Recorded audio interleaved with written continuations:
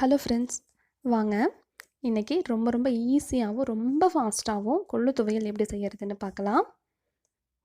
இதுக்கு ஒரு குக்கரில் ஒரு சின்ன டம்ளரில் ஒரு டம்ளர் போட்டேன்.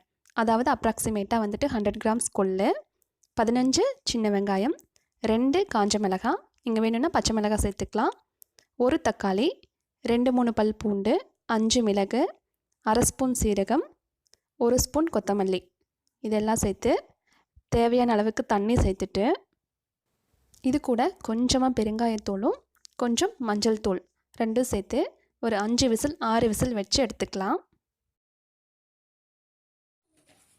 நல்லா ஆறுனதுக்கப்புறமா அதில் இருக்கிற தண்ணியை ஓரளவுக்கு வடிச்சிட்டு தேவையான அளவுக்கு உப்பு, கொத்தமல்லி இலை, ஒரு கொத்து கறிவேப்பிலை, அப்புறம் ஒரு 4-5 பீஸ் புளி சேர்த்துக்கணும். புளி சேர்த்துட்டோன்னா ஈவினிங் வரைக்கும் கொள்ளு துவையல் வந்து கெடாமல் இருக்கும்.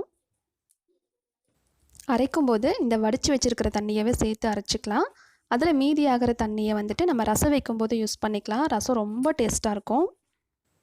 லாஸ்ட்டாக எண்ணெயிலையோ நெய்யிலையோ கடுகும் கருவேப்பிலையும் தாளித்து கொட்டிட்டா அவ்வளோதான்.